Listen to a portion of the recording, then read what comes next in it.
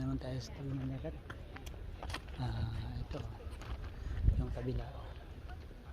Kita ko sa inyo yung kabila, diba? Sarap lang pagpunta tayo kasi ito ay island.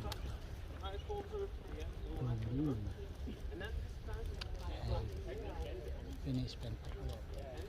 Okay, yan yung sa kabila, diba? Ang ganda ng view. Ito kasi ako sa pier sa kabila. So, ito hindi ang punta ko sa kabila. Hindi ako sasakay. At doon sa part niya ng trabaho ni Commander.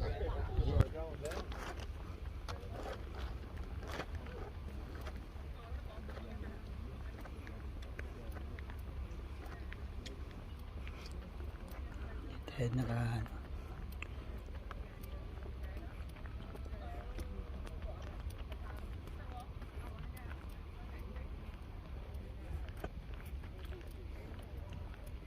yung mga simbahan yun, yung matutulis na yan.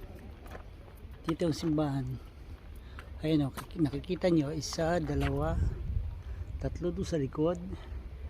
Ayan, lahat simbahan po yung matutulis na yan. Dito meron din o, yun hindi ganong makita, pero dito isa, dalawa, magkadikit.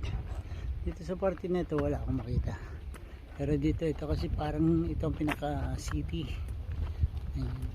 Don Larry ang tawag dyan, pangalan ng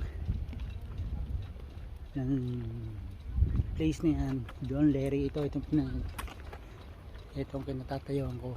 So ganyan lang po tayo.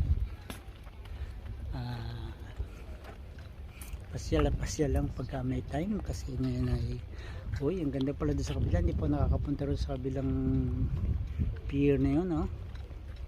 Sa susunod na punta ko, doon naman ako magtitingin. Ayan o, ang dami tao doon din namimingwit yung mga Pilipino eh.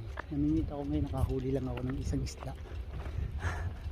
Naman kasi tayo ano lang,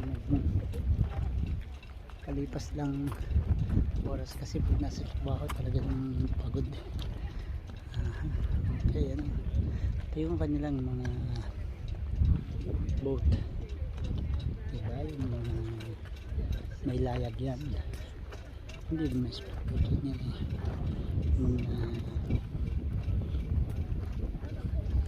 Pag-aari niyan may pag-aari niyan mga mayayaman. Pabili din ako ng isang ganito na mayayaman.